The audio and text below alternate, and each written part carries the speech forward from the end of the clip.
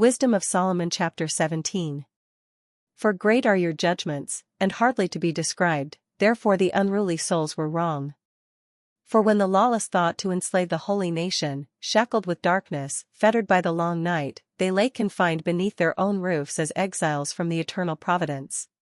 For they who supposed their secret sins were hid under the dark veil of oblivion were scattered in fearful trembling, terrified by apparitions.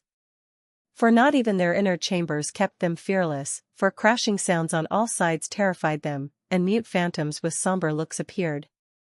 No force, even of fire, was able to give light, nor did the flaming brilliance of the stars succeed in lighting up that gloomy night. But only intermittent, fearful fires flashed through upon them, and in their terror they thought beholding these was worse than the times when that sight was no longer to be seen. And mockeries of the magic art were in readiness, and a jeering reproof of their vaunted shrewdness.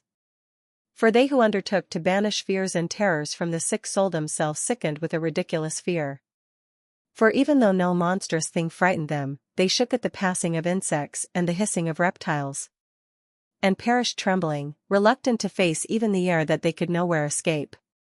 For wickedness, of its nature cowardly, testifies in its own condemnation, and because of a distressed conscience, always magnifies misfortunes.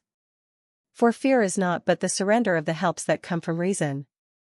And the more one's expectation is of itself uncertain, the more one makes of not knowing the cause that brings on torment. So they, during that night, powerless though it was, that had come upon them from the recesses of a powerless nether world, while all sleeping the same sleep, were partly smitten by fearsome apparitions and partly stricken by their soul's surrender, for fear came upon them, sudden and unexpected. Thus, then, whoever was there fell into that unbarred prison and was kept confined. For whether one was a farmer, or a shepherd, or a worker at tasks in the wasteland, taken unawares, he served out the inescapable sentence. For all were bound by the one bond of darkness.